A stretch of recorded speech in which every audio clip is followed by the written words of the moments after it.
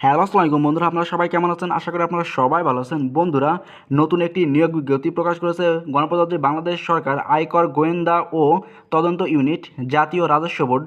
এটি প্রকাশ পেয়েছে 30শে এপ্রিল 2024 তারিখে। অনেক সুন্দর একটি সার্কুলার। আপনারা চাইলে নিজ যোগ্যতা অনুযায়ী আবেদন করতে পারেন।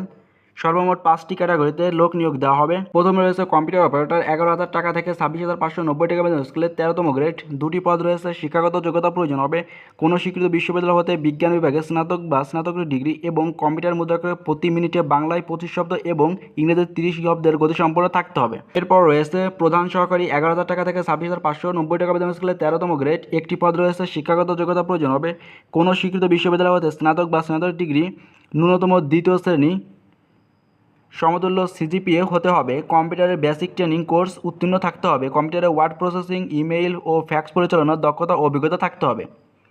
3 নম্বর রয়েছে উচ্চমান সহকারী, 10,200 টাকা থেকে 24,680 টাকা বেতন স্কেলের 14তম গ্রেড। 2টি পদ রয়েছে। শিক্ষাগত যোগ্যতা প্রয়োজন হবে কোনো শিক্ষিত বিশ্ববিদ্যালয় হতে স্নাতক বা স্নাতকোত্তর ডিগ্রি, কম্পিউটারে বেসিক ট্রেনিং কোর্স থাকতে হবে। কম্পিউটার ওয়ার্ড প্রসেসিং, ইমেইল ও ফ্যাক্স পরিচালনার দক্ষতা ও অভিজ্ঞতা থাকতে হবে।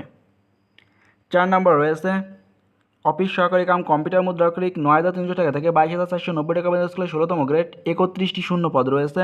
শিক্ষাগত যোগ্যতা প্রয়োজন হবে কোনো স্বীকৃত বোর্ড হতে ন্যূনতম দ্বিতীয় বিভাগ বা সমানের জিপিএ, উচ্চ মাধ্যমিক সার্টিফিকেট বা সমান পরীক্ষা উত্তীর্ণ হলে আবেদন করতে পারবেন।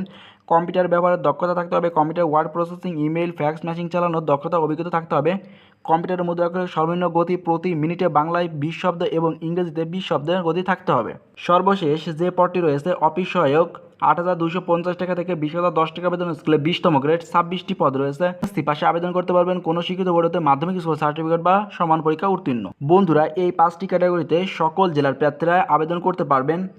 সকল পদে 1 এপ্রিল 2024 তারিখে প্রার্থীর বয়স 18 থেকে 30 বছরের মধ্যে হতে হবে। তবে বীর মুক্তিযোদ্ধা, শহীদ মুক্তিযোদ্ধা পুত্র ও কন্যা, শারীরিক প্রতিবন্ধীর কোঠায় 18 থেকে 32 বছর পর্যন্ত আবেদন করতে পারবে। আবেদনটি করতে হবে অনলাইনের মাধ্যমে। আবেদন শুরু হবে 1 মে 2024 সকাল 10টা থেকে এবং আবেদন শেষ হবে 15 মে 2024 বিকাল 5টা পর্যন্ত।